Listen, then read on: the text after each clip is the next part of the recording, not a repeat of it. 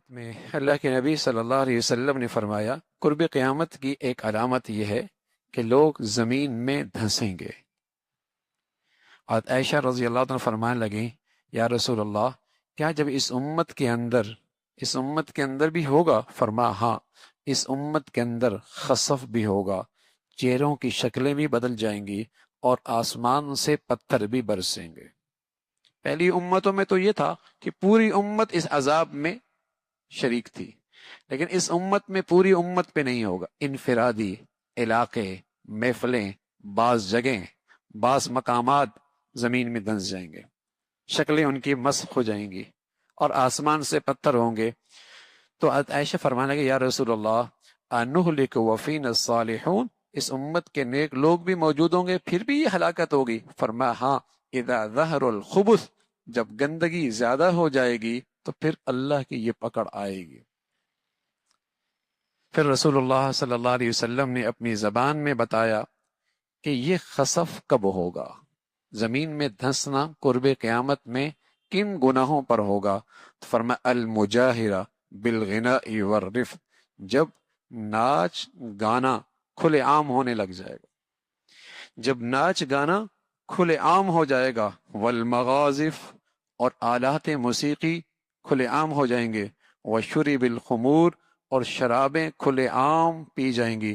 عمران ابن حسین فرمانے لگے رضی اللہ تعالیٰ عنہ، رسول اللہ صلی اللہ علیہ وسلم نے فرمایا، فی هذه الامہ خسف ومسخ وقذف، اس امت کے اندر بھی زمین میں دھنسنا ہوگا، شکلوں کا مسخ ہونا ہوگا، آسمان سے پتھروں کا بارش ہوگی، لیکن کب؟ یا رسول اللہ، مسلمانوں میں ہوگا۔ آپ نے فرمایا وَمَتَى ذَلِكَ، اس کے علاوہ کون، اور اس کے علاوہ کس پر؟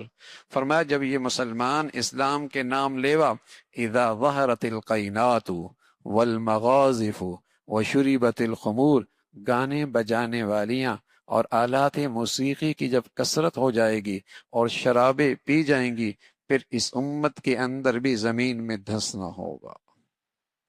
یہ جو آپ کو نظر آتا ہے نا کہ ٹیلنٹ پورے ملک میں تلاش کیا جاتا ہے، کون اچھا گلوکار بنتا ہے، یہ ہونا ہے، اس لیے کہ قرب قیامت میں دھنسنا بھی تو ہے۔ جب تک یہ ٹیلنٹ تلاش نہیں ہوگا اس وقت تک یہ عام کیسے ہوگا؟ ٹیلنٹ تلاش کیا جاتا ہے نا، اور دانش گاہوں کے اندر، تعلیمی گاہوں کے اندر بھی کلاسز دی جاتی ہیں۔ اس نسل کو اب اسی کی ضرورت رہ گئی ہے، ناشتہ کہتا ہے، گاتا کیسا ہے۔ پہلے میں اپنے بچوں کو اللہ کا نام سکھاتی تھی، اور جب وہ گنگناتا ہے تو کہتا ہے بچے میں ٹیلنٹ بہت ہے۔ جب وہ گنگناتا ہے اماں کے سامنے ناچتا ہے، ٹیلنٹ بہت ہے۔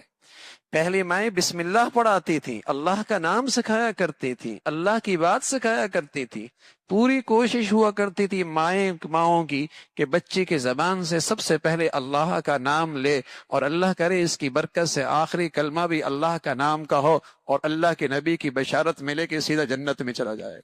لیکن اب کیا ہے، مائیں بچوں کو جب سینے سے لگاتی، چھاتی سے لگاتی تو ان کی تربیت کرتی تھیں، حسبی ربی جل اللہ، ما فی قلبی غیر اللہ، نور محمد صلی اللہ، لا الہ الا اللہ، لا الہ الا اللہ۔ دودھ پلا رہی ہوتی اور ان کے کانوں پہ ہاتھ رکھ کے انہیں یوں لوریاں دے رہی ہوتی، اور ان کے زبان سے یہ الفاظ ہوتے تھے تاکہ بچے کے دل کی دنیا میں یہ چیزیں نقش ہو جائیں، اور جب وہ زبان کھولے تو اللہ کا نام لے، زبان کھولے تو اللہ کا نام لے، اللہ کا نام لے۔ اور آج میرے عزیزو، ابھی اس کی 2.5 سال کی عمر نہیں ہے، 3 سال کی عمر میں آپ نے تعلیمی ادارے میں بھیج دیا، وہاں اسے موسیقی کی کلاس سکھائی جا رہی۔ کیسی بدنصیبی ہے، عقل پر ماتم کیجئے، لاکھوں روپے بھی دیجئے اور اپنی اولادوں کو بھی ان کے حوالے کیجئے۔